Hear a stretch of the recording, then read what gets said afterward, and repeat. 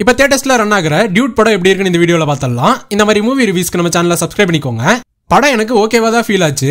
இந்த டியூட் படத்தை ஒன்லைனா சொல்லணும்னா, படத்தோட ஹீரோ பிரதீப் லவ்ல பிரேக்கப் ஆகி இருக்க டைம்ல ஹீரோயின் பிரதீப் கிட்ட போய் லவ் ப்ரப்போஸ் பண்ண, அதுக்கு ஹீரோ ஓகே சொன்னாரா இல்லையா, அதுக்கப்புறம் என்னாச்சு, இதுக்கான பதில் தான் இந்த டியூட். இந்த ஸ்டோரி இன்டர்வல்குள்ளேயே முடிஞ்சிடும். இன்டர்வல்ல இருந்தே படம் வேற ரூட்ல டிராவல் ஆகும். ஹானர் கில்லிங், ஒன் சைட் லவ்னு லவ் பண்ற பொண்ணுக்காக ஒரு பையன் எந்த அளவுக்கு போவாங்கிறது இந்த படத்துல காட்டியிருப்பாங்க.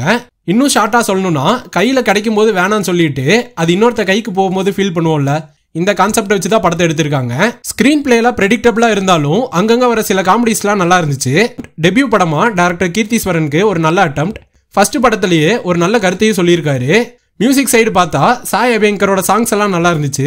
பிஜிஎம்லாம் சொல்ற அளவுக்கு யூனிக்கா எதுவும் இல்ல, சாங்ஸை வச்சே தான் மேட்ச் பண்ணியிருக்காங்க.